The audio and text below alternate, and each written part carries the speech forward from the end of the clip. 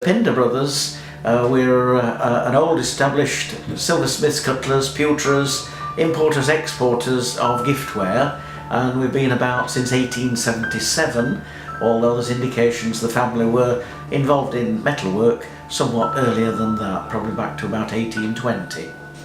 When we're manufacturing pewter, we start with a sheet or ingots, and we centrifugally cast, we metalsmith, spin a range of flasks and tankards, and sometimes some goblets and plates. But flasks at the moment are the most interesting item for customers all around the world.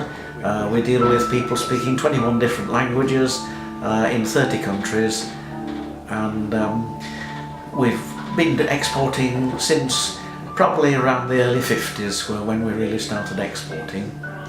We also import from Italy and the Far East to give our customers some items in the lower price ranges.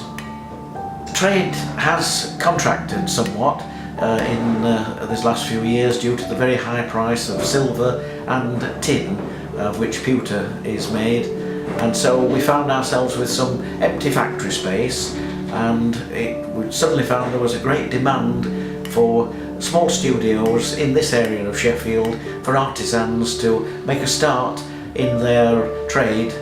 Many trades, from potteries through jewellery and woodwork. They really like Little Mesters, so there's not been much change. It's just that they're not actually making pewter or silverware, but some of them, we hope, will grow and become large firms. Others do it as a hobby. The future is we're carrying on making cutlery, silverware and pewter, be it in smaller quantities, importing and exporting. We're showing in the Birmingham exhibition, and then we go on to Frankfurt and then on to Hong Kong, meeting both export customers and people we buy from in each location. We employ now 14 people, although we have a great number of outworkers, and probably at the height this factory had 100 people on. We're probably at the moment down to about 50 people, many of them the artisans I've just mentioned.